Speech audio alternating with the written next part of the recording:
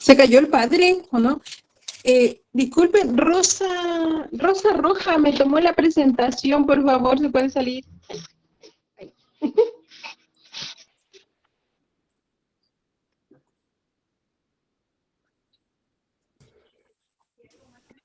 Se cayó el El padre. padre parece que se cayó. Se cayó. Pobrecito. Jorge, avísale. Ya no se haya golpeado.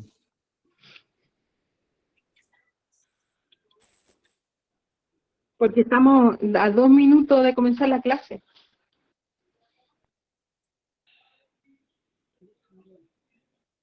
Lo estoy llamando. Ya. Buenas tardes.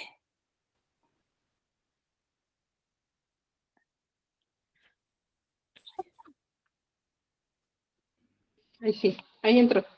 Ahí está, parece que me había salido, ¿no? Sí. No, así que estaba hablando como loco y no. A ver, les contesto, ya estamos justo en la hora para empezar, Sí, pero bueno, le contesto a don Pablo, le está contestando respecto a cómo, cuál es el criterio que uno puede discernir, dice, esta Biblia es católica o no.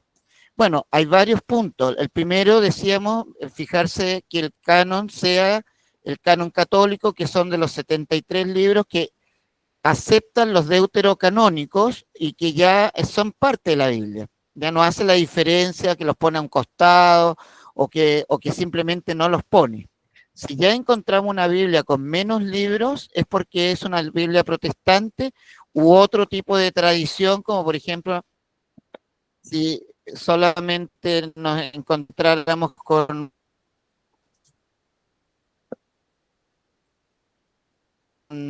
una Biblia que solo sea el Antiguo Testamento, por ejemplo, ¿no? Como sería la Pesita u bueno, la Pesita tiene el Nuevo y Antiguo Testamento, pero hace la Pesita justamente, que la vimos hace unas clases atrás, ha sido tomada más por los grupos evangélicos y por tanto le han quitado los deuterocanónicos. Entonces, ¿cuántos el canon de la Pesita que circula por las traducciones actuales son de 66 libros, pero originalmente la Pesita tiene 73 libros. Por tanto, la Pesita, recuerden que es la traducción al arameo de los textos bíblicos del griego al arameo. Esa es la Pesita. ¿Se acuerdan? Lo vimos hace como 3 clases atrás. Bueno, entonces el criterio, uno, el canon. Otro criterio que es muy fácil y muy simple es ir a las introducciones y ahí usted va a encontrar algún tipo de nota. Entonces va a decir, por ejemplo, la Biblia de Jerusalén, hay Biblias también ecuménicas. Les pongo un ejemplo. Aquí la Biblia de Jerusalén, edición latinoamericana, para ponerle un ejemplo, tiene una presentación y finalmente termina diciendo Pedro Rubiano Sáenz, arzobispo de Bogotá, primado de Colombia, el que le da lo que se llama el Nil Osta.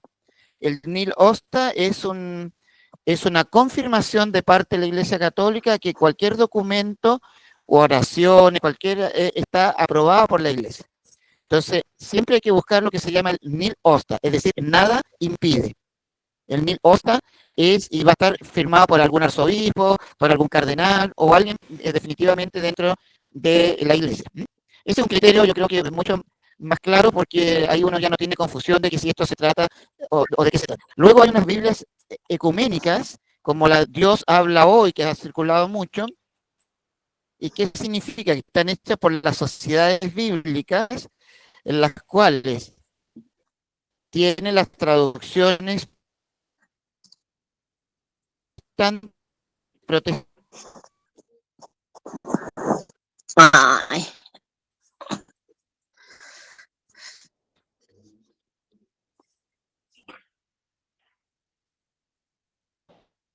¿Se cayó el padre? No. Pobre padre.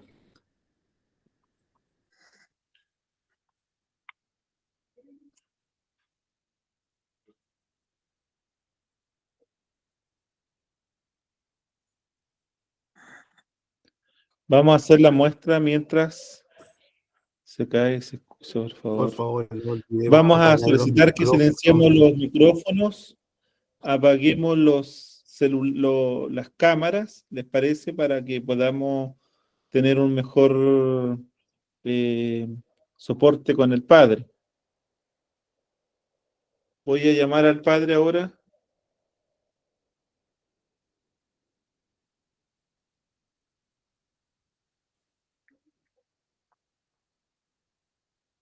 Chao, amor.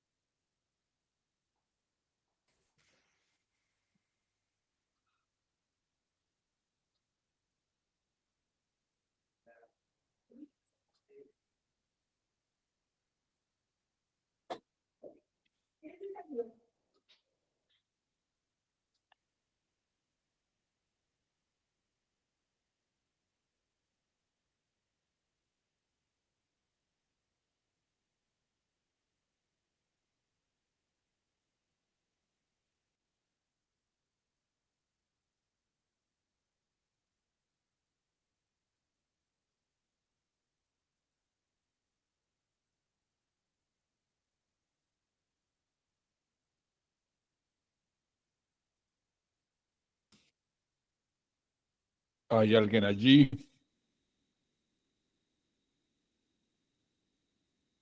Muy bien, Hola, buenas hermanos. noches. El Padre está ingresando, está haciendo su conexión. ¿Les parece que nos dispongamos a iniciar nuestra 7ª clase?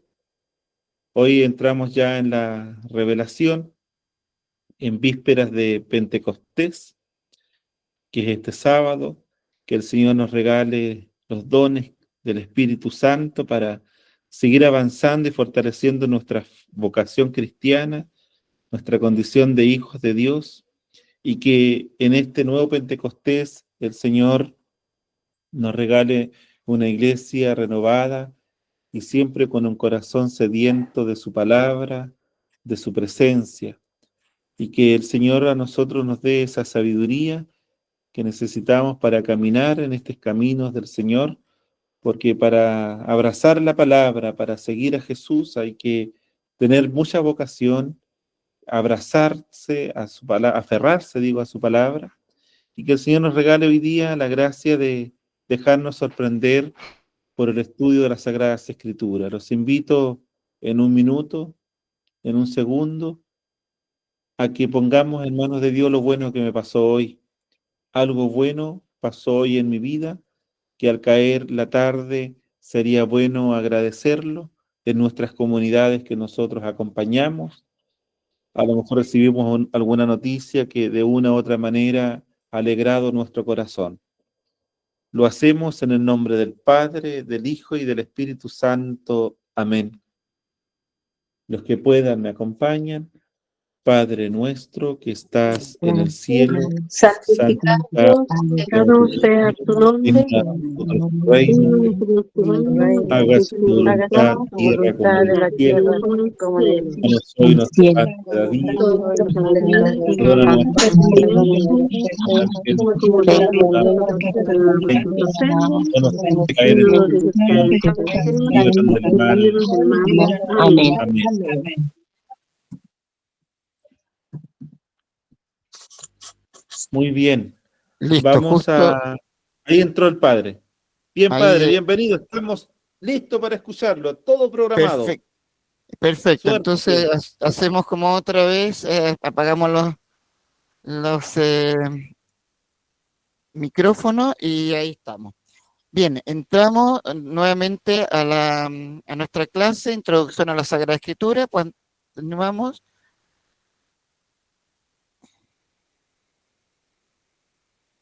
La que sigue.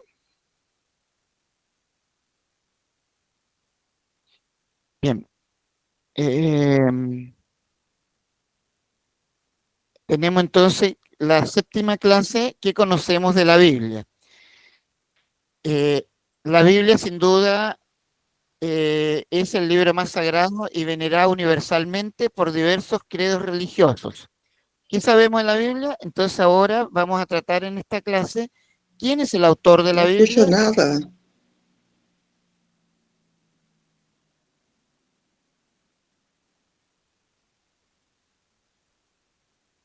Ya. ¿Se está escuchando? Esa señora dijo que no escuchaba, pero... Sí se escucha, padre. Ah, Sí ya, se escucha, entonces, padre. ya, perfecto. Entonces, como decíamos, ¿qué sabemos de la Biblia? Primero, hoy vamos a tratar quién es el autor de la Biblia, qué significa la inspiración y cuáles son sus formas, qué significa que la Biblia contiene la revelación, qué es la revelación, qué es la tradición y qué dice el magisterio de la Iglesia. Ahí vamos a tratar hoy día con mayor detención la constitución dogmática de Verbum sobre la divina revelación. Entonces, vamos a iniciar con esta, que es una pregunta. ¿Podemos seguir? ¿Quién es el autor de la Biblia? Bueno, aquí está la respuesta dada por la misma Sagrada Escritura. Toda escritura es divinamente inspirada, útil para enseñar, para arguir, para corregir, para educar en la justicia, a fin de que el hombre de Dios sea perfecto y equipado por toda obra buena. Bueno, si toda escritura es divinamente inspirada, nosotros tenemos a Dios como autor de la Sagrada Escritura. Cuando nosotros hablamos de autor, estamos hablando de la persona que cualquier obra ha plasmado a partir de su inteligencia, su capacidad y con una intencionalidad, ha plasmado una cierta obra. Una pintura, por ejemplo, decimos, ¿quién es el pintor? Tal persona pintó esto. ¿Quién hizo esta? Y ahí uno siempre va a remitirse a la persona que ha elaborado lo que está en cuestión. En este caso estamos hablando de la Biblia como el conjunto de libros que contienen la palabra de Dios y que es sagrada escritura. No es cualquier biblioteca, sino que estamos hablando de la misma palabra de Dios. Por tanto, podemos partir de la base que Dios es el autor de la Biblia, porque en la Biblia se consigna todo y absolutamente lo que Dios ha querido plasmar en su mensaje, lo que nos ha querido revelar. Por eso hoy día vamos a hablar de inspiración, que fue la última parte del curso de la semana pasada con las dificultades que habíamos tenido, por eso lo hicimos muy rápido, lo quise retomar. Y el tema de la revelación, y necesariamente tenemos que tomar el tema de la tradición y el magisterio. Continuamos. Bien, entonces, cuando estamos hablando de los 73 libros de la Biblia, son considerados sagrados por contener la palabra de Dios, entonces decimos de que Dios es el autor, es como diríamos el autor principal, pero Dios se ha valido de personas que van a transmitir de manera fiel y a su modo aquellas palabras que Dios ha inspirado.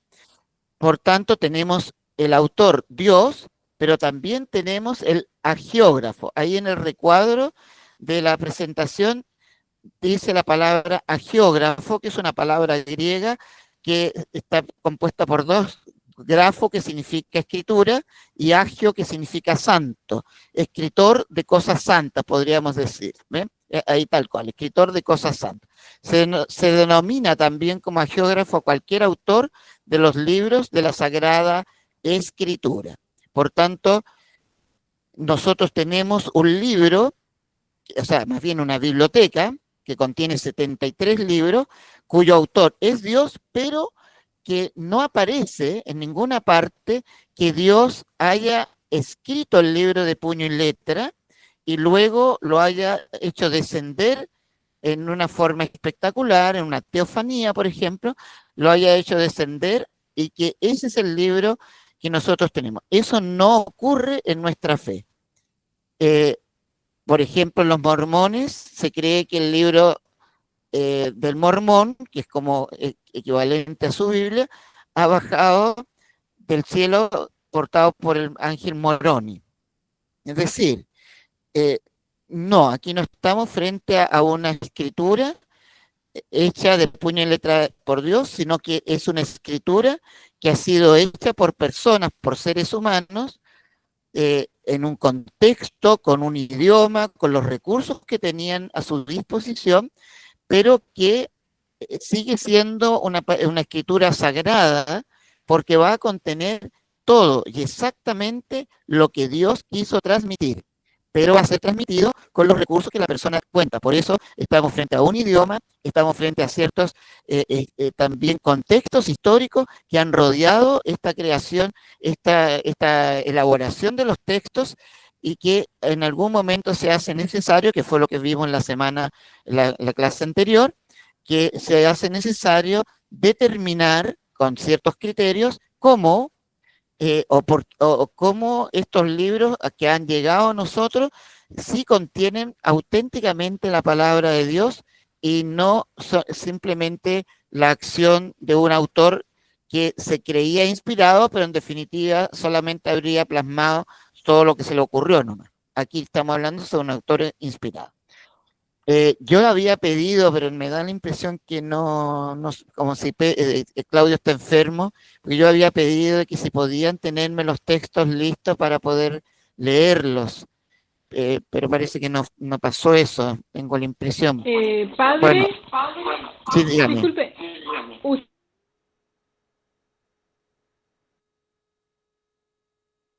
pidió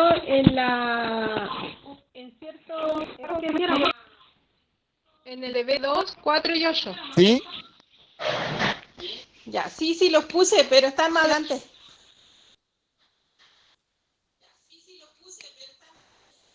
Ah, bueno, ya, porque la idea son los textos que van saliendo, porque esos otros son los de la tarea. Pero bueno, en definitiva, bien, vamos a ver. Segunda de Pedro 1, 20, 21 dice, entendiendo primero esto, que ninguna profecía de la Escritura, es súper importante esta palabra porque está tomada del apóstol San Pedro en su segunda carta. Entendiendo primero que ninguna profecía de la Escritura es de interpretación privada. Esto difiere considerablemente, más bien diría radicalmente, con las posturas protestantes del siglo XVI, en la cual liderados por Martín Lutero, indica lo contrario. La Sagrada Escritura, solo la Sagrada Escritura contiene la revelación y es de interpretación, cada uno la puede interpretar según lo que puede considerar como mensaje que Dios le quiere dar. Sin embargo, Pedro aquí es súper claro. Estamos hablando de un apóstol, de un libro canónico, entendiendo que ninguna profecía de la Escritura es interpretación privada, porque nunca la profecía fue traída por voluntad humana, sino que los santos hombres de Dios hablaron siendo inspirados por el Espíritu Santo. A ver si podemos continuar con lo siguiente, pero porque quiero explicar algunas cosas respecto al tema de la inspiración.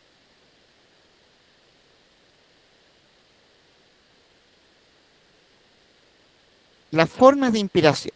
Ya. Aquí entonces estamos hablando, cuando nosotros estamos hablando de personas inspiradas, las que han plasmado en los textos el mensaje de Dios, primero estamos hablando de que hay una acción que Dios realiza sobre una persona. La primera es la elección. Dios elige a quién y cuándo quiere transmitir un mensaje. En el curso, que tiene que darse aparte porque es muy largo, pero en el curso que damos nosotros en la universidad, que se llama Profetas, el curso de profetas, ahí se trata ampliamente el tema, porque justamente cuando hablamos de profeta, profeta es una palabra griega que en la versión de los 70 vino a traducir el término Naví. Ahora, ¿quién es el Naví? Eso es un término hebreo que viene del acádico y que significaría algo así como aquel que ha sido llamado para ser enviado. O sea, no es solamente llamado para poder conversar, sino que es llamado para que reciba un mensaje y luego lo transmita. Ese es el Naví. Cuando los 70 tradujeron el Tanaj, ocuparon las mejores palabras, las más precisas, recordemos que el griego es muy preciso, para indicar este tipo de persona, qué palabra podíamos poner. Y eligieron la palabra profeta, que significa, que cuenta con dos acepciones la palabra, dos partes. La primera es el término pro, y el segundo el término fetes. El término fetes, o fetas, si quiere profetas, fetas viene del verbo femio, que significa hablar. Por tanto, no tiene mayor complicación. Pero el término pro sí tiene tres acepciones, las cuales las tres son consideradas, pero una prevalece sobre las demás. ¿Cuáles son esas tres acepciones? Pro, antes que las cosas sucedan. Eso implica entonces que la persona hablaría antes que algo suceda, lo que actualmente nosotros conocemos como predicción.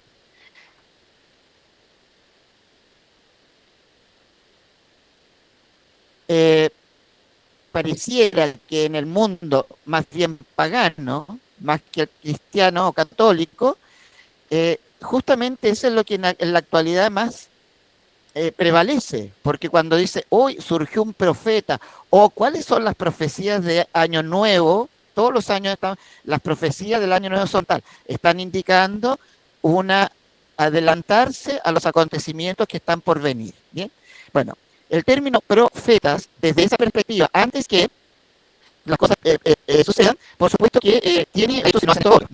Segunda sección de término profeta oral, antes que las cosas pasen. La segunda acepción es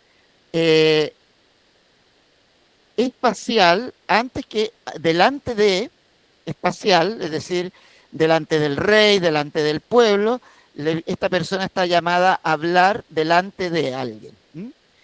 Y la tercera, que es la que más nos interesa a nosotros cuando estamos hablando de las formas de inspiración, es la que es sustitutiva, llamada así porque habla de parte de. Profetas, el que habla de parte de. Naví, el que habla, el que ha sido llamado para hablar de parte de Dios.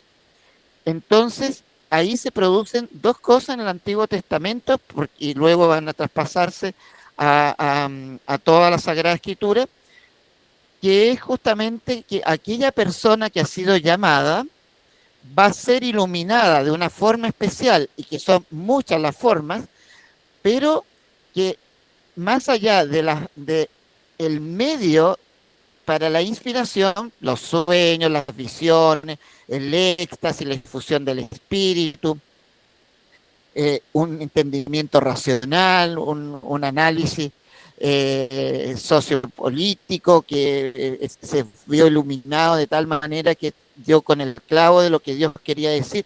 Es decir, son formas, las teofanías que aparecen ahí, que justamente Dios puede mostrarse de una manera especial a través de signos externos, truenos, relámpagos, voces, etc.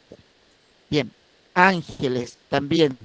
Bueno, en definitiva las formas pueden ser variadas, pero lo que no va a variar en la forma de la inspiración es que el contenido siempre tiene que ser fiel y es recibido. Es decir, yo recibo un mensaje y voy a ver la forma mejor de transmitirlo a través de imágenes, de cuentos, de reclamos, de exhortaciones, yo voy a ver cómo lo voy a transmitir, pero lo que no puedo hacer, entonces el autor sagrado, lo que no puede hacer es transmitir lo que a él se le ocurra o interpretar sin la debida, sin el debido cuidado, para no decir lo que a él se le antoja, sino decir lo que Dios les ha indicado que diga.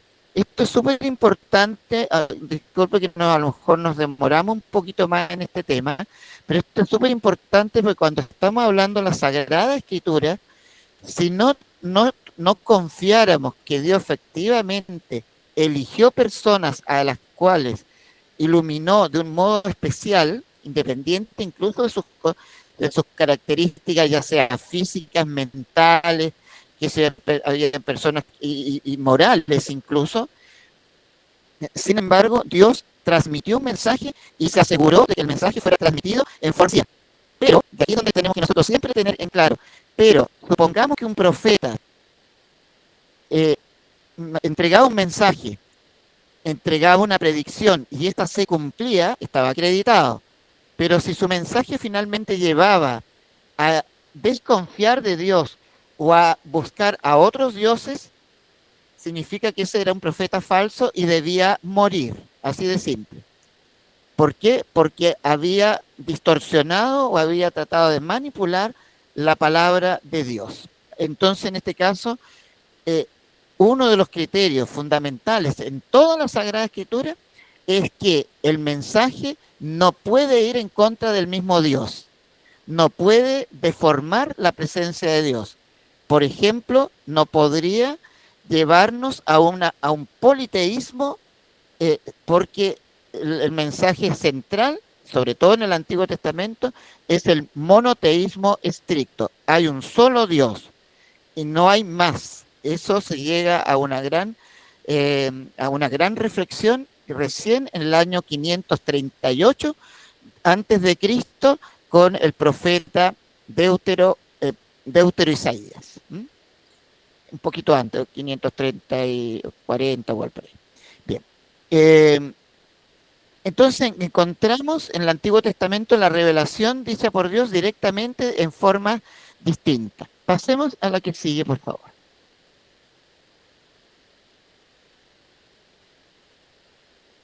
La revelación divina. Aquí vamos a ir leyendo algunos puntos rápidos.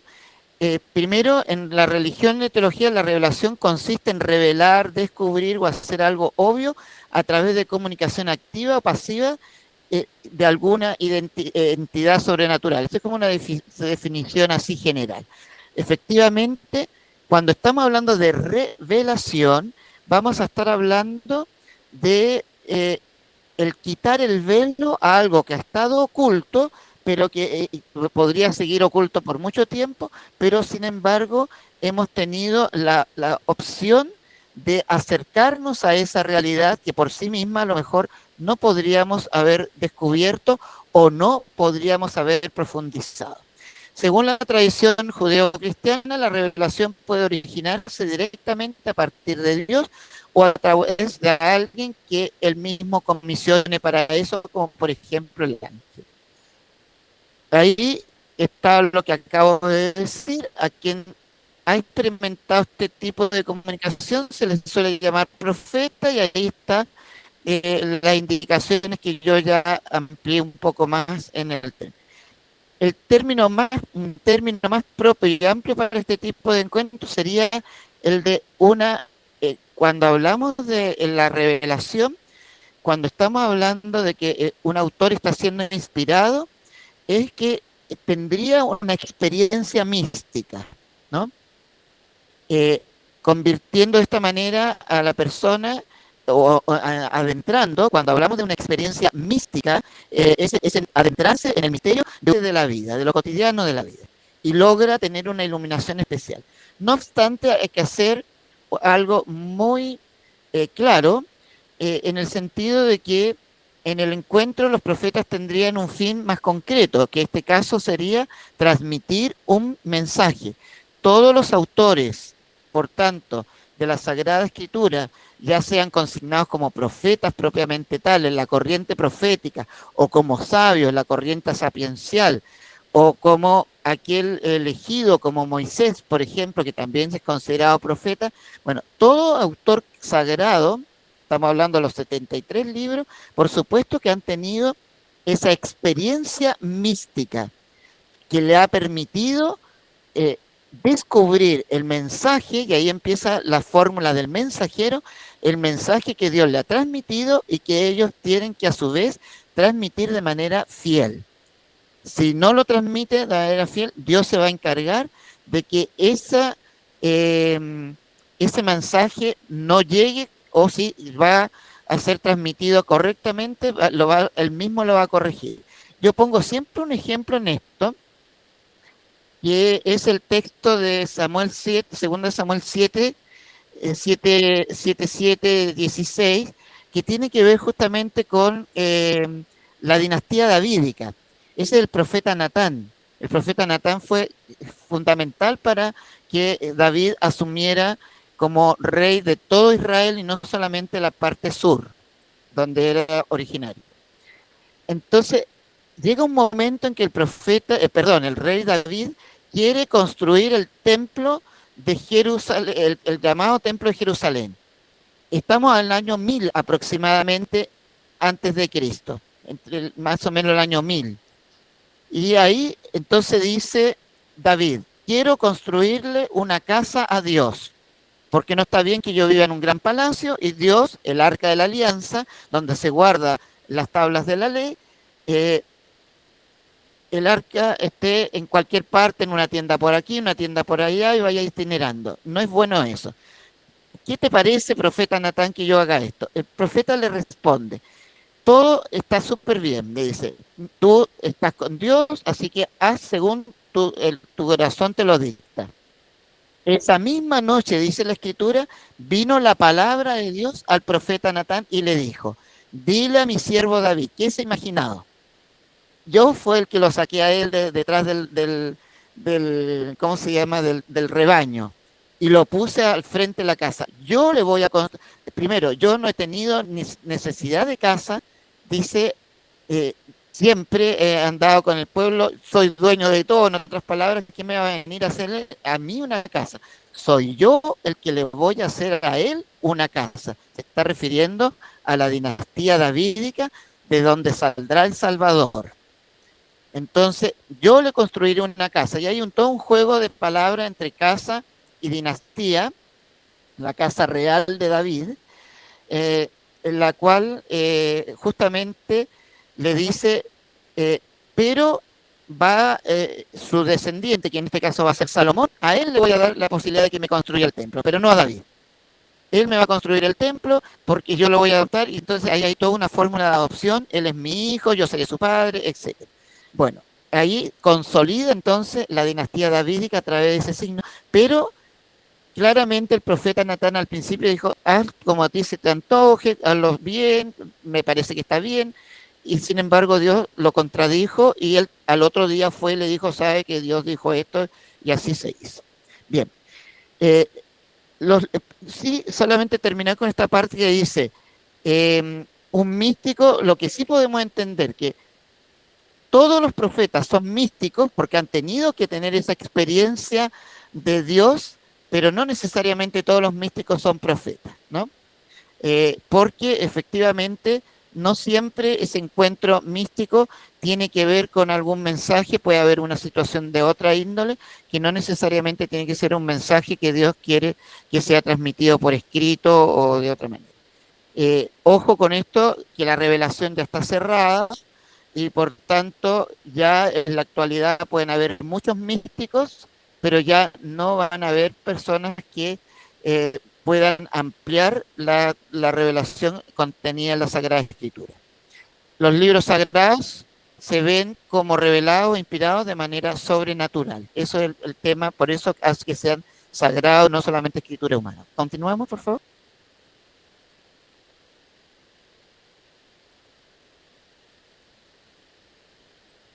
Bueno, este es un tema sobre la revelación del cristianismo. Quiero llegar rápido a la otra parte porque vamos a entrar a los textos magisteriales.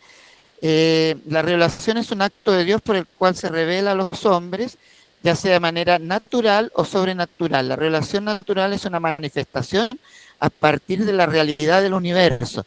Esto en la sagrada, en el magisterio de la Iglesia va a estar consignado justamente en la Carta Dei Verbum, es decir, en la Constitución dogmática sobre la divina revelación Dei Verbum, va a estar constituida como en la misma creación Dios se revela. Y de hecho nosotros también podemos tener esa revelación que se llama revelación natural, donde podemos descubrir la existencia de Dios a través de las cosas, de los elementos, donde podemos ver la belleza, la grandeza, el amor de Dios, por ejemplo, a través de la naturaleza o de la forma como Dios se va manifestando de una manera en lo cotidiano. Y ahí podemos realmente descubrir a Dios por nuestra misma mentalidad, nuestra capacidad racional, por ejemplo, a nosotros nos permite un grado súper importante de acogida de la revelación.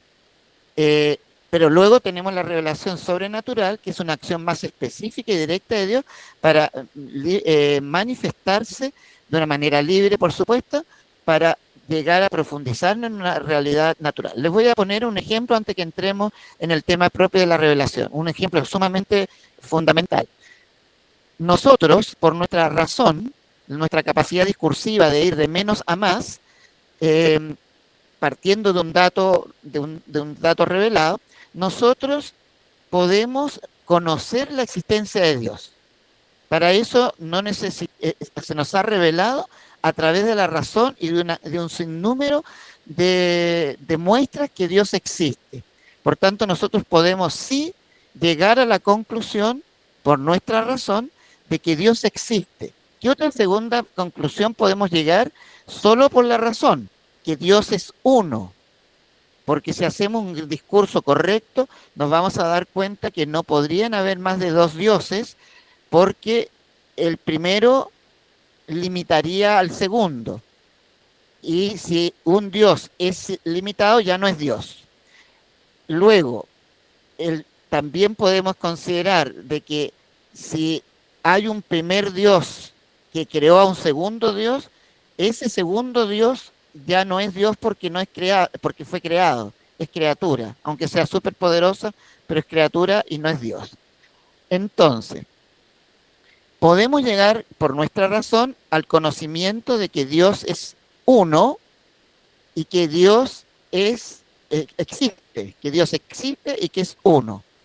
Pero lo que no podemos llegar por nuestro simple desarrollo de nuestra capacidad mental es al conocimiento de que Dios es uno y trino. Esa revelación de que Dios es trino, Padre, Hijo y Espíritu Santo, tres personas distintas, una sola naturaleza, un solo Dios en tres personas distintas, que no se confunden entre sí. El Padre no es el Hijo no es el Padre, ni el Espíritu es el Hijo o el Padre. Cada uno es una persona individual, pero aquí estamos en un misterio que solo se da en la Trinidad y que solo podemos comprender y llegar a ese conocimiento porque Dios lo ha revelado. Si Dios no lo revela, nunca podríamos haber sabido de que Dios era uno y trino. Pero sí podríamos haber sabido que era uno, pero no que era trino. Y cuando se ha intentado entender esa Trinidad, es donde ahí se ha caído muchas veces en la herejía, porque al aplicar la razón no hemos logrado penetrar mayormente este misterio de la revelación de Dios, sobrenatural en cuanto a su propia identidad, que es uno y trino, sin confusión, sin división. Es algo que solamente en Dios se da y que por más que podamos tratar de comprenderlo, vamos a llegar a un punto que simplemente ya no podremos penetrar porque estamos en el ámbito solo que le es exclusivo a Dios. ¿Continuamos?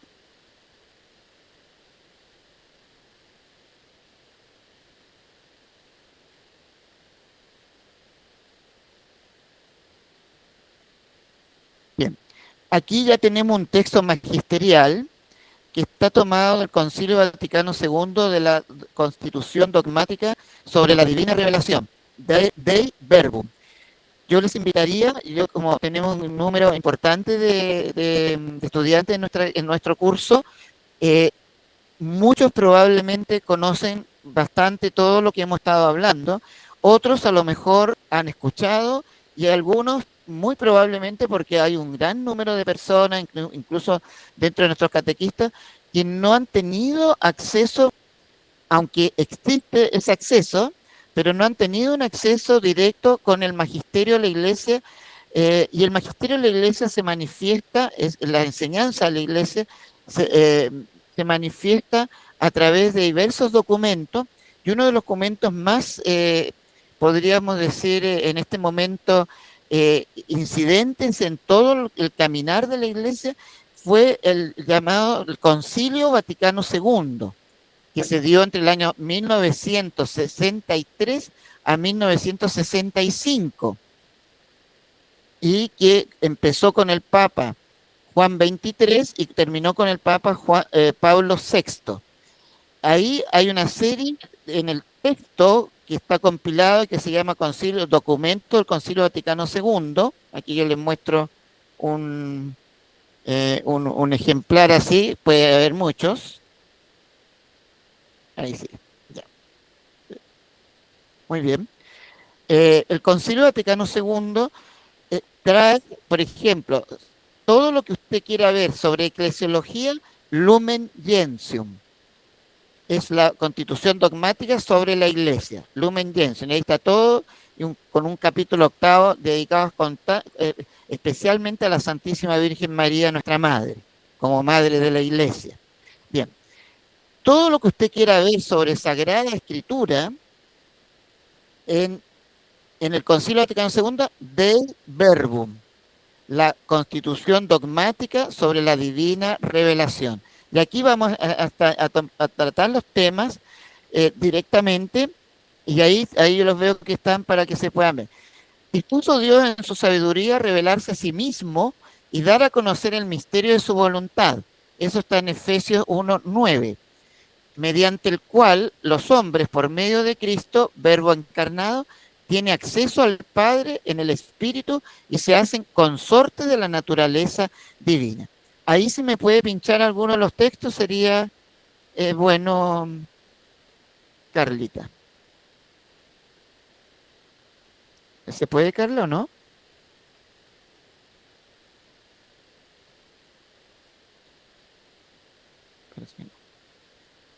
Bueno. Bien. Continuamos entonces. De todas maneras, esos textos que van a aparecer ahí, ustedes los pueden revisar en sus propias Biblias. Estamos en este momento, cuando estamos hablando de que Dios deja acceso, dice, en el Verbo tienen acceso al Padre, en el Espíritu Santo, y se hacen consortes de la naturaleza divina. Es decir, justamente se participa al Jesucristo, al participar de nuestra naturaleza humana, a su vez nos comparte su naturaleza divina. Eso aparece en Efesios 2:18, en segunda de Pedro 1:4. En consecuencia, la revelación, ahí está el texto. En efecto, Efesios 1:9. Ya, qué bueno, sí. Pues la idea es que vayamos viendo, porque claro, como tenemos muchas personas, es un poco difícil estar buscando el texto, entonces por eso lo estamos tratando de poner así directamente en pantalla. Ahí el Efesios 1:9 nos dice, en efecto, nos ha dado a conocer el misterio de su voluntad conforme al benévolo proyecto que se había propuesto de antemano. Quiero explicar este texto maravilloso, si ustedes se pueden leer Efesios 1, sobre todo del 4 al 7 y luego los que siguen. Es maravilloso porque está todo el misterio de la revelación. Dios nos eligió de antemano para ser sus hijos adoptivos, para ser santos, inmaculados, estar en su presencia. Y entonces continúa la idea, aquí en Efesios 1:9, continúa la idea indicando de que hay una voluntad de Dios. Primero, responde a la libérrima voluntad de Dios. Nadie a Dios lo puede forzar de ninguna manera a que tenga que hacer las cosas como las hace. conforme al benévolo proyecto que había propuesto de antemano. Cuando estamos hablando de esto, estamos hablando del famoso historia de la salvación, o estamos hablando justamente de este plan de salvación. Los catequistas por muchos años hemos tratado estos temas y normalmente se habla del plan de salvación de Dios. Esto significa que nada es improvisado. Dios ha querido, nos ha elegido para ser santos, nos ha elegido para ser sus hijos de adopción, y esa elección Él la va a llevar a cabo a través de su Hijo Jesucristo, quien por nosotros se entregó en el ara de la cruz, venció el pecado y la muerte con su propia muerte y su resurrección. Y nos ha compartido esto a nosotros a través del bautismo. Y eso es una realidad. Ahora, cuando estamos hablando de que Dios se quiso revelar y que Dios quiere mostrarnos el proyecto que Él tiene, es porque nos involucra de una manera, no nos hace víctima de su proyecto, sino nos hace partícipe y protagonista de ese proyecto. ¿Podemos continuar?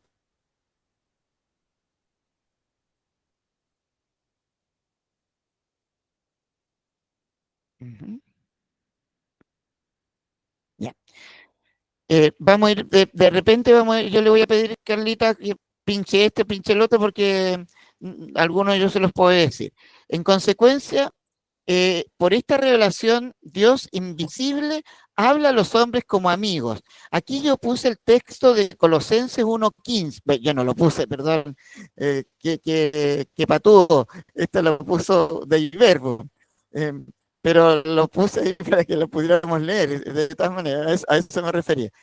Colosenses 1:15 es un texto maravilloso porque 1:15 al 20 nos dice que Jesucristo es la imagen visible del Dios invisible.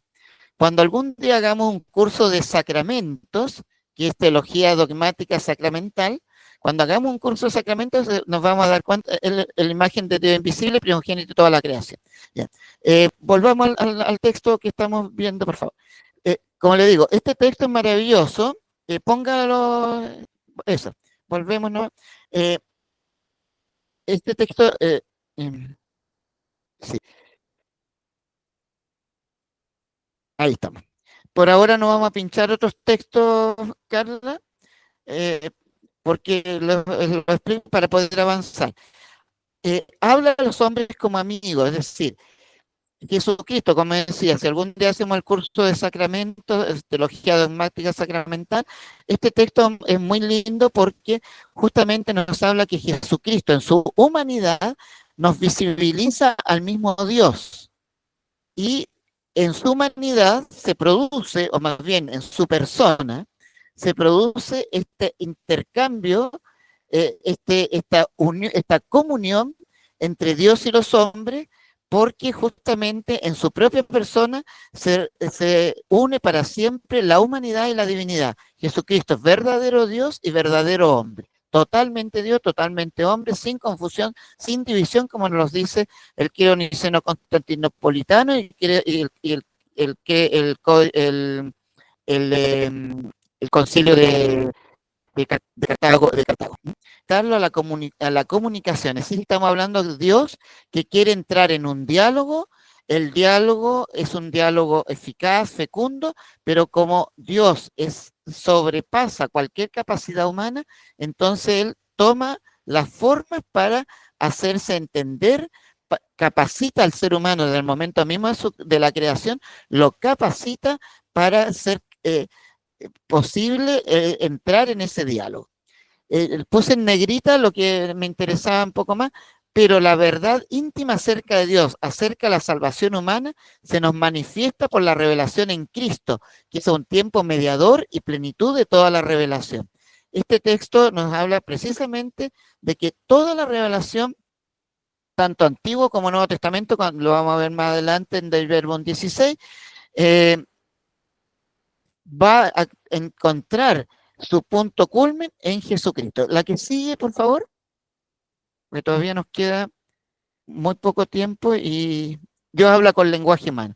En esto yo me quiero centrar inmediatamente, ustedes pues pueden pueden revisar Dei Verbum 3, por ejemplo, que Dios se manifiesta al ser humano.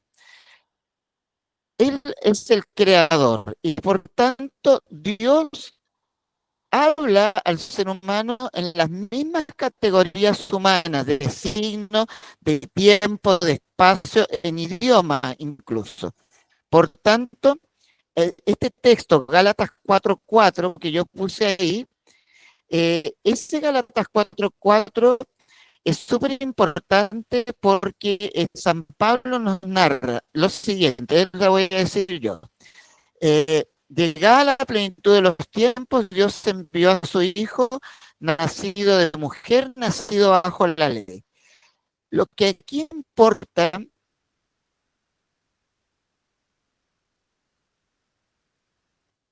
San Pablo, al ocupar el término plenitud de los tiempos, que después va a volver a tomar en la carta a los Efesios, ocupa el término cronos. Podría haber ocupado el término kairos, que también significa tiempo, pero en este caso prefirió el término cronos. Y el término cronos significa el tiempo histórico. Es el tiempo medible, es lo que nosotros hoy ya pasó tantas horas, el padre está hablando, o se nos está yendo los minutos, etcétera. Bueno, eso es cronología. De ahí viene entonces que en la plenitud del tiempo histórico, porque dice pleroma chronou, Dios se manifestó a su Hijo. Eso significa que el Señor se hizo parte de la historia. No es simbólico, no es una leyenda, no se trata de algo etéreo, se trata justamente de una presencia real, nacido de mujer, la Santísima Virgen María, en el humilde portal de Belén, nacido bajo la ley, en un tiempo cuando Quirino era gobernador de Siria, cuando podemos fijar por diversos momentos el día 25 de diciembre de 2025 años atrás, ¿no? Ya. Después podemos cualquier otro día hablar sobre el tema de la fecha exacta, qué sé yo, pero el tema es que Jesucristo nace un día, una hora, un tiempo, en un lugar y de una madre, creado por él para hacer de ellos en su hijo, hijos adoptivos. Que pases justamente porque quiere que seamos sus hijos adoptivos, que seamos santos, que estemos en su presencia y hemos sido rescatados por su Hijo Jesucristo. Bien, sigamos.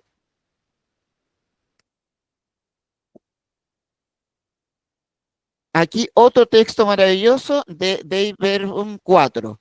En Cristo culmina la revelación. Esto es sumamente importante porque justamente Dios habló de muchas formas al ser humano. Ya lo hemos dicho en la creación y también a través de los profetas, a través de los escritos.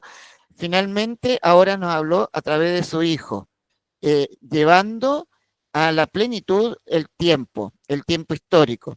Por tanto, Jesucristo, ver al Padre, ahí Juan 14:9, con toda su presencia y manifestación de sí mismo, con sus palabras y obras, señales y milagros, y sobre todo con su muerte y resurrección gloriosa de entre los muertos, con el envío finalmente del Espíritu Santo, el Espíritu de verdad que vamos a celebrar ahora en Pentecostés, completa la revelación y confirma con testimonio divino que Dios está con nosotros para librarnos de las tinieblas del pecado y de la muerte y resucitarnos a la vida eterna.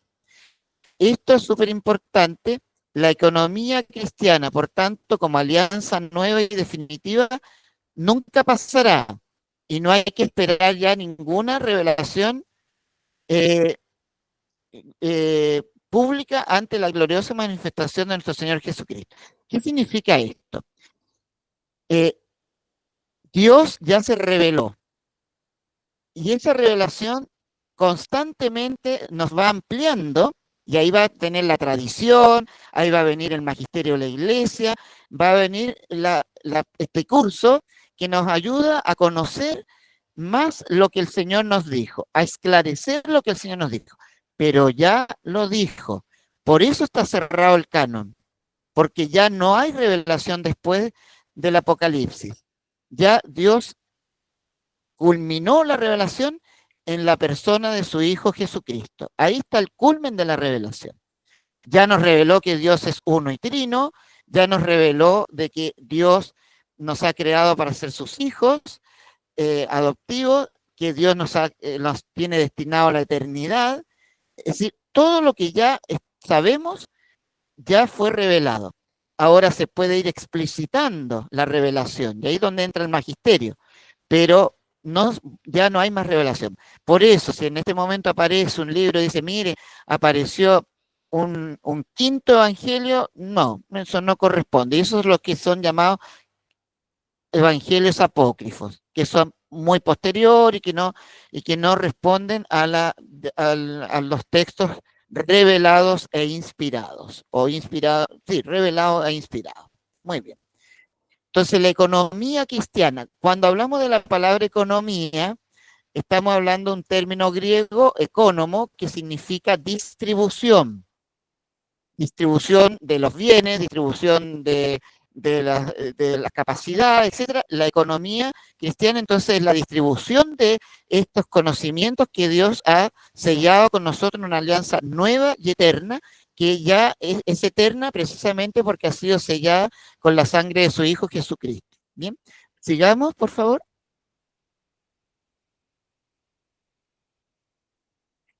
Bueno, el tema de la pedagogía divina, recordemos, la palabra pedagogía significa esta capacidad de caminar o de ayudar a caminar al otro. La palabra peda en este caso tiene que ver con niños, es como el pedagogo, es aquel que ayuda a caminar al niño. Un poco ese el término, la etimología de esta palabra. Bueno, Dios tiene para con nosotros una pedagogía, ahí nuevamente citada de Verbum 2, el designio divino de la revelación se realiza a la vez mediante acciones y palabras, íntimamente ligadas entre sí y que se esclarecen mutuamente. Aquí empieza Dios, que Él ha conducido desde siempre a su creación, pero se ha ido revelando paulatinamente. El culmen de la revelación es Cristo, se cierra de esta manera la revelación, pero Dios sigue enseñándonos, nos sigue conduciendo. Podríamos perfectamente poner aquí, vamos a poner las palabras de San Ireneo de León, pero podríamos poner el Salmo 22, por ejemplo, que es tan conocido, Salmo 22, 23, según la tradición en la cual está tomado, que dice: el Señor es mi pastor, aunque camine por cañadas oscuras, nada temo, porque Él va conmigo. Él me lleva hacia los verdes pastos. Entonces significa que Dios, que es nuestro pastor, nos va a conducir siempre, incluso en medio de la oscuridad. Aquí San Ireneo de León, que es sumamente importante, padre de la Iglesia, habla en varias ocasiones de esta pedagogía divina, bajo la imagen del mutuo acostumbrarse entre Dios y el hombre. Los dice San Ireneo en la Advexus Erexe: el verbo de Dios ha habitado en el hombre y se ha hecho hijo del hombre para acostumbrar al hombre a comprender a Dios y para acostumbrar a Dios a habitar en el hombre, según la voluntad del Padre de Dios, del Padre Dios, perdón, el Padre Dios. Qué bonita la frase de esa de acostumbrarse, cuando uno dice, yo estoy tan acostumbrado a esto, ¿no? Es porque es un hábito, es algo que uno ya lo tiene incorporado. Ojalá que sean costumbres siempre buenas, porque hay cosas a veces tristes, no, ya estoy acostumbrado a algo, a una molestia, qué pena, pero en definitiva es por la constancia de esa situación. Pero qué lindo acostumbrarse a Dios, acostumbrarnos a Dios, y que Dios, como lo hace en esta analogía, se acostumbre a habitar en nosotros, porque habita en su Hijo Jesucristo, quien es verdadero Dios y verdadero hombre. Continuemos. Vamos un poco corriendo porque todavía nos queda un poco más adelante. La Sagrada Tradición. Aquí tenemos algo súper importante, que hubo controversia, precisamente estamos en el siglo XVI, cuando se produce el cisma de Occidente, en el que se separa lo que llamamos la Iglesia protestante, con Lutero a la cabeza, y por supuesto la Iglesia católica. Esto es un tema muy largo y bastante complejo. Yo voy a tratar de traducirlo en pocas palabras y ojalá lo más claro posible. Lo que dice: primero, la Sagrada Tradición es aquello que se ha ido transmitiendo oralmente antes de la Sagrada Escritura.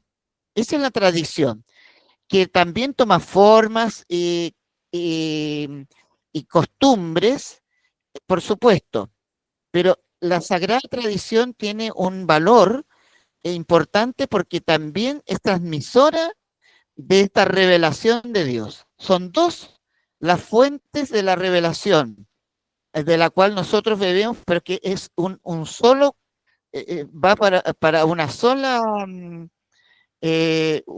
manifestación de Dios, la sagrada tradición y la Sagrada Escritura. ¿Qué pasó en el siglo XVI? En el siglo XVI, con corrientes teológicas más antiguas aún, las que asumió Lutero, había más bien una corriente teológica que se llama de la doble predestinación, la predestinación negativa y la positiva. ¿Qué significa esto? Así, grosso modo, que Dios elige a algunos al momento de crear, como Dios es libérrimo, por tanto nadie lo puede limitar, Dios elige a unos para el bien y otros elige para el mal.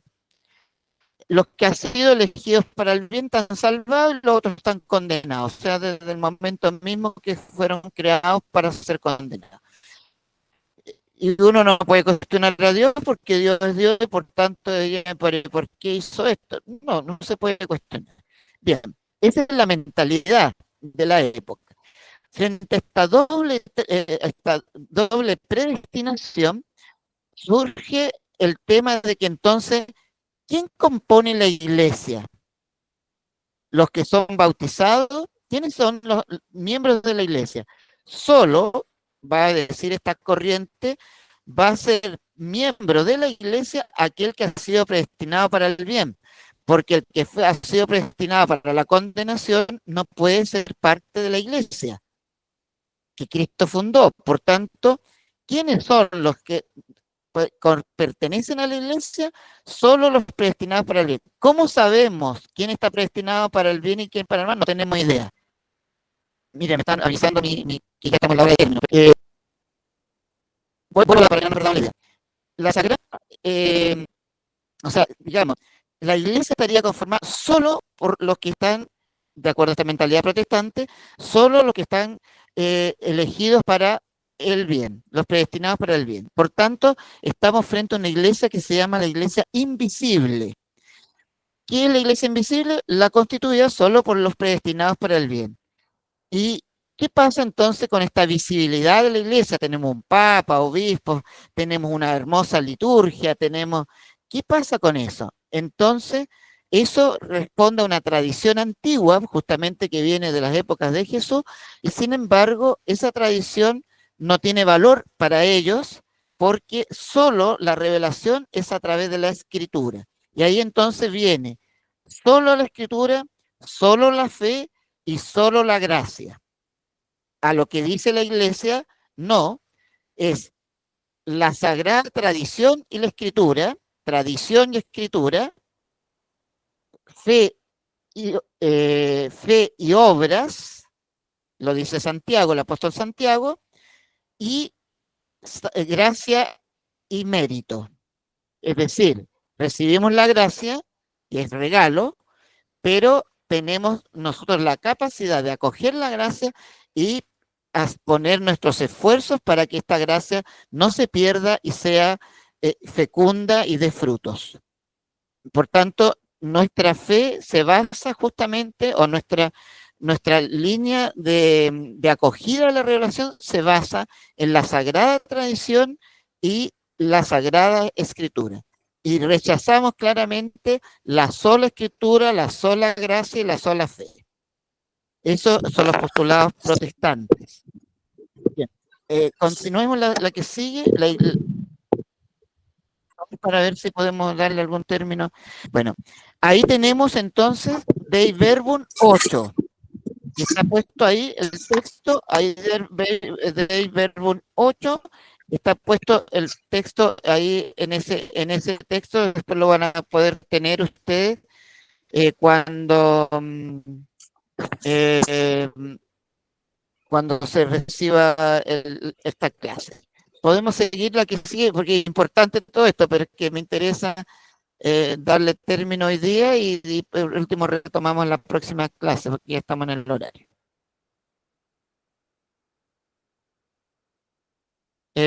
Bueno, sigue con la idea, todo esto es Dei Verbum 8, en que la Sagrada Tradición va a derivar de los apóstoles, progresa en la Iglesia con la asistencia del Espíritu Santo. Recordemos, vamos a recibir Pentecostés este domingo, recordemos que Jesús prometió el Espíritu Santo para llevar a su plenitud del conocimiento a la Iglesia que Él mismo envía. Así como el Padre me envió a mí, yo los envío a ustedes, reciban el don del Espíritu Santo. Bien, continuemos porque quiero llegar al tema del magisterio, que para mí es fundamental que lo dejemos claro hoy día.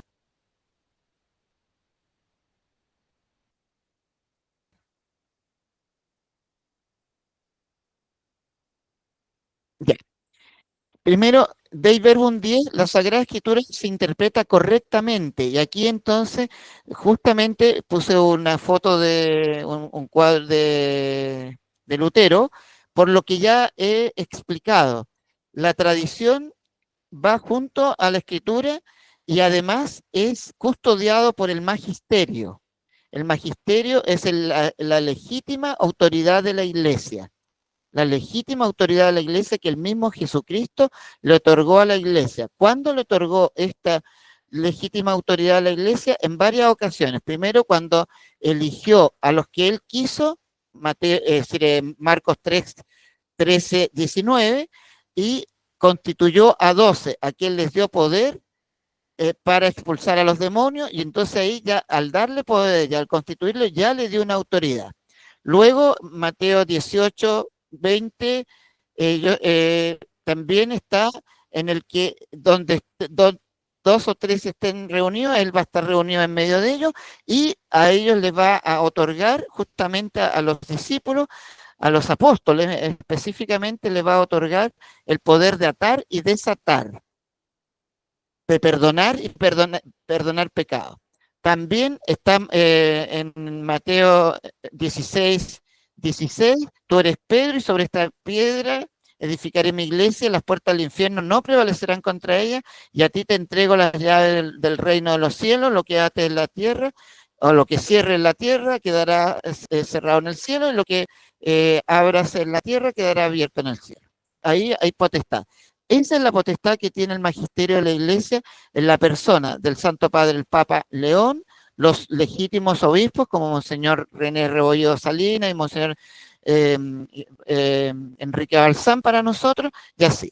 El magisterio de la Iglesia entonces está contenido y está dado, por ejemplo, en los textos magisteriales que están en los concilios, las encíclicas, las cartas apostólicas, las exhortaciones, los motu propios, etc. Hay una forma importante de que va a ir custodiando la verdadera tradición y la verdadera interpretación de la Sagrada Escritura, y no simplemente como se suponía que era de interpretación de cada cual ayudado por el Espíritu Santo. No, no es así. La que sigue, eso es Dei Verbum 10, eso lo encuentran ustedes en Dei Verbum. La revelación ha llegado al culmen, pero ha de ser explicitada. Ya decíamos, no está abierta, se cerró la revelación, ya no hay más revelación, pero sí debe ser explicitada constantemente, porque estamos hablando que Dios se ha revelado y Dios es infinito. Entonces no es como que ya yo tengo el conocimiento total y ya conozco perfectamente a Dios.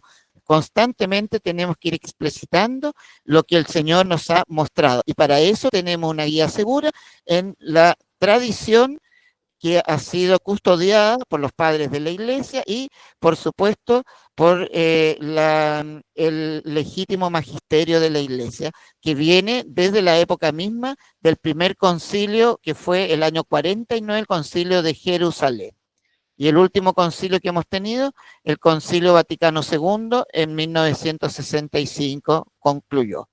y todas las cartas magisteriales o las cartas que entregan nuestros obispos o el Papa. Luego dice, la revelación está completa, ya lo dijimos. Los dogmas son luces, el Catecismo 89, parte del Magisterio. Los dogmas son luces en el camino a nuestra fe, lo iluminan y lo hacen seguro. El dogma entonces es una verdad definida y que va a ser custodiada justamente de la Sagrada. Por eso de la Sagrada Escritura y de la Sagrada Tradición. Por eso decimos, por ejemplo, que la Biblia, con todo lo que nosotros conocemos y que amamos la Biblia, la palabra de Dios, tenemos la seguridad, la certeza de que son sus 73 libros con todo el contenido que tiene cada uno de estos libros y que fue sellada el 8 de abril del 1546. Eso. La que sigue, porque ahí ya parece que estamos en lo que hemos aprendido.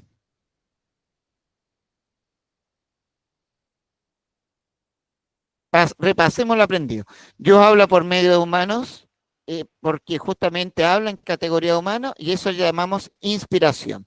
Dios de muchos modos ha hablado, revelándose a través del tiempo, eso a través tanto de la naturaleza como de personas que han sido escogidas para eso. Jesucristo es el culmen de la revelación, no podemos sacarlo.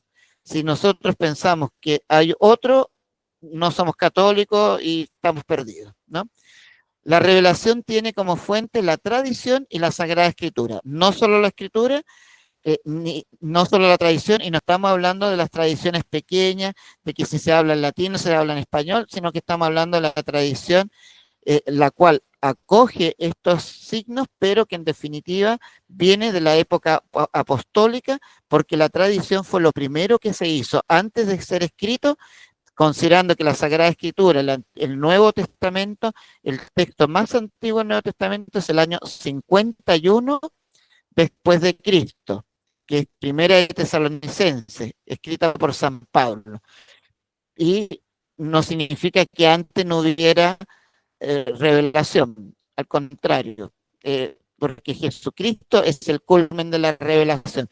Por eso ahí ya cambia la forma de la revelación del Antiguo Testamento, como antiguo era la visión, el sueño, qué sé yo, el éxtasis, la teofanía.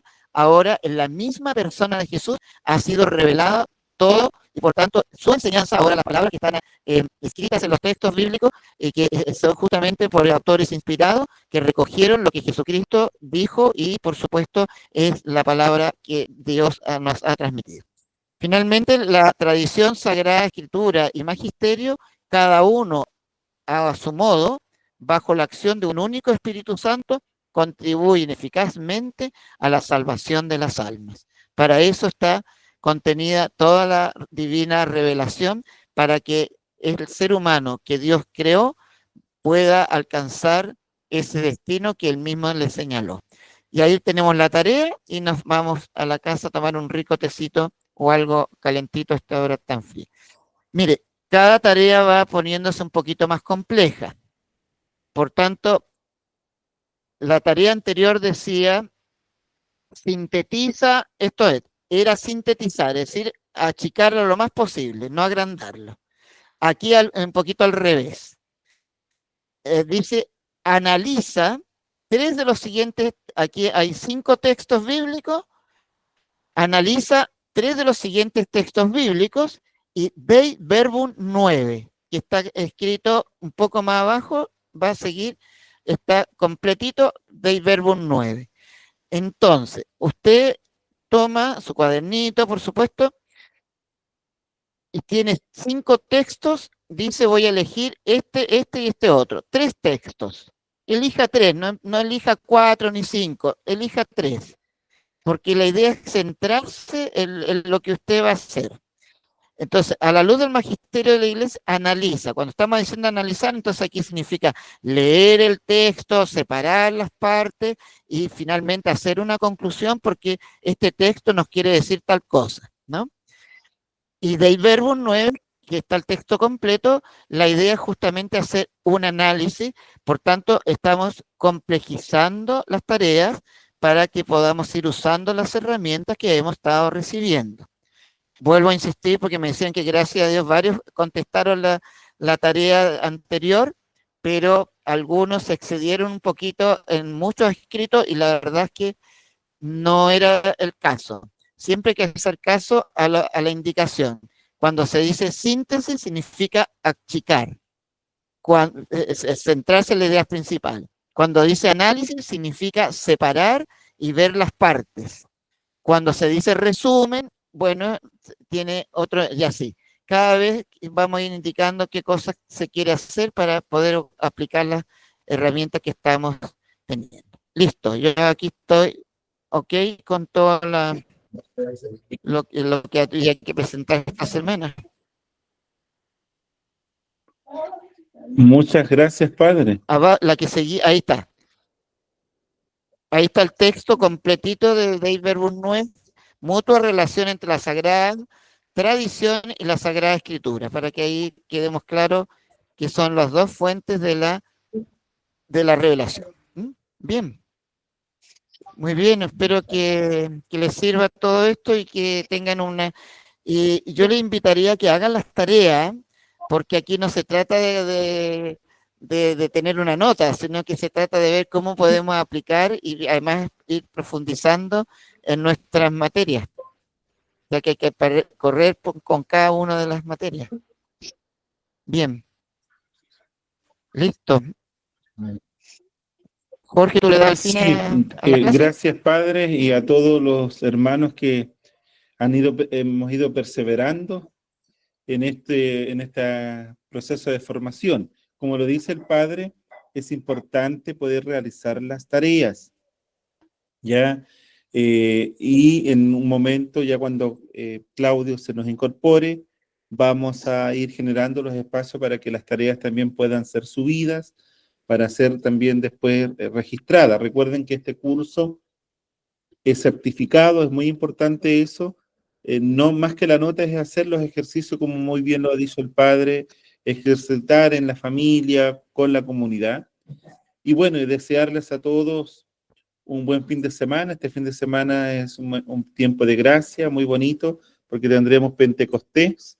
Entonces, a vivirlo con mucha esperanza, que el Señor fortalezca nuestra fe, nuestras comunidades, y iniciar ya la parte, ya el lunes empezaríamos la 8ª clase, padre, y hemos ido caminando y ha sido hermoso ir poco a poco profundizando. El padre nos ha llevado por un camino que ha ido de menos a más, y las tareas también son interesantes, pues, así que muchas gracias, ¿ya?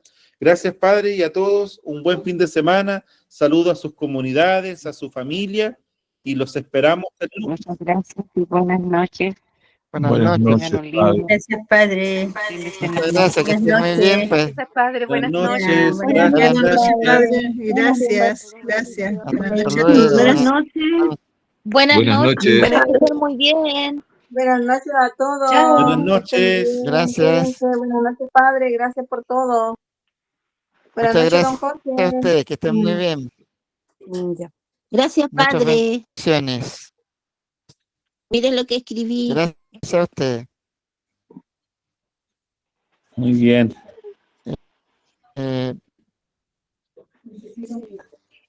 Se hace cortita la clase, Ya. padre, no nos damos ni cuenta, y eso que nos pasamos, ¿ah? Sí. Ya hace un frío. Sí, nos pasamos, lo que pasa es que, bueno, ahora ya la próxima, sí, hace frío, la próxima clase ya tendríamos que entrar con las distinciones de Antiguo y Nuevo Testamento, Tanaj, etcétera, eso ya, porque ya estamos terminando este curso, esta parte del curso, no el curso. Esta parte del curso ya va, me empieza a concluir porque ya quedan 7 clases o algo así, pero ahí hay que distribuirlo entre Antiguo y Nuevo Testamento y ahí ya sigue Sinóptico. Ahora, te comentaba antes que llegara Jorge, que aproveché el Cyber Day y me compré un computador como qué porque bien. está a carbón, pues este computador tiene más de 10 años, mucho más, debe tener unos 12 o 13 años. Entonces, ya El mío se me quemó. De la comisión. Por supuesto, señora, que se llama que se desconecte.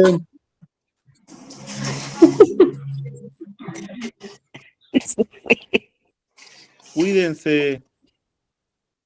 Chao, chao. Chao, Don chao. Jorge, Dígame, hija. lo puede escribir por WhatsApp. Hábleme todo y le agradezco los datos que me envió, porque mañana y el viernes me voy a poner en contacto con los hermanos de los bailes religiosos. Parece que me está ¿Ya? confundiendo. ¿Por Rita o no? No, Patricia. Acá estoy yo. Ah, Patricia. ¿Dónde está Patricia? Hola, Francisco. Patricia está con el mes. Ah, Patricia. Claro, escríbame nomás, hija. Ya. Gracias. Don Jorge, entonces ya se va a comunicar con al menos con la parte del cacicao. Mañana tengo en mi agenda un espacio para llamarlos y ver cuándo podemos citar una reunión. Ya se nos vienen algunos compromisos, entonces hay que ir armando los lazos de las alianzas, pues ir avanzando en esos diálogos. Así que le Ya. agradezco toda la información que me mandó señora Rita. No hay de qué, tanto estamos. Y en Vicuña ya tendremos una nueva compañera, señora Angélica, que la va a apoyar. Así que pronto se la voy a presentar. ¿Ya? Para ir fortaleciendo nuestras vicarías. Así es, pues. ¿Ya? Muy bien, Bien. Carla, te felicito. Te has ido empoderando muy bien de Aprendiendo. todo. Qué terrible. Gracias. ¿Ah? Por ahí vemos a don Hernán, no lo vemos mucho, pero sabemos que está presente por ahí. No, pero lo ha hecho bien. Lo ha hecho muy bien. Sí. Bueno, equipo, yo les agradezco su tiempo. Sé que están cansados, ya es tarde. Y al final no contó por qué le había ido tan bien hoy día, tu buena noticia. El padre. Contar después. Ah. El padre no iba a contar que se compró el computador, po. Ah. Esa era la buena noticia que tenía el padre. Está contento con Compró el su piso computador por Cyber Day. Sí. Hay que aprovechar, dicen que está barato. Yo me compré una Biblia por Super Day. ¿Ves? Estaba en 50% de descuento, ¿eh? Yo tengo una Biblia muy viejita que me la regaló la hermana Máxima hace más de 10 Hay años. que renovarla, pero esas Biblias gastadas son las mejores. No, tiene buena letra. Eso. Hermanos, un abrazo, Yo Hernán. me compré 4 neumáticos. ¿Ah? Un abrazo. 4 neumáticos. Se compró 4 neumáticos. Ya, hijo, un abrazo, nos vemos el lunes, Carlita. Descansen. Ya. Chao, Carlita, Cuídense. que esté bien. Jorge, mañana nos juntamos. Sí, mañana nos juntamos, por favor. Ya. Temprano, ¿A qué hora? ojalá. 4 Ya. neumáticos. Por videollamada hacemos la reunión. Ya, porque para mí temprano a las 5:30 de la mañana. Ah, chistoso, sí. Muy temprano. 8:30, Ya, 9. nos vemos. Mando el link. ¿Y hasta cuándo está con el centro? ¿Ya? Ya, vale. Listo. Ya, Un chao. abrazo, chao, chao.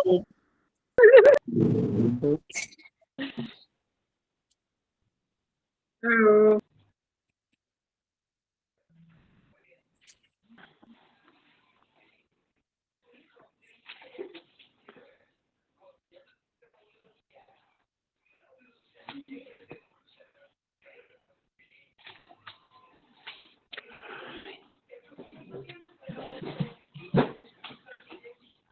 Que soy mensa ya.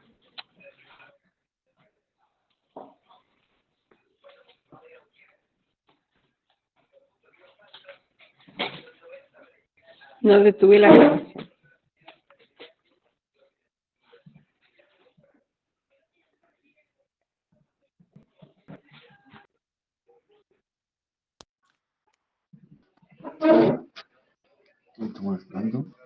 ¿Quién va a ser? La Evangeline, pues, la Evangeline.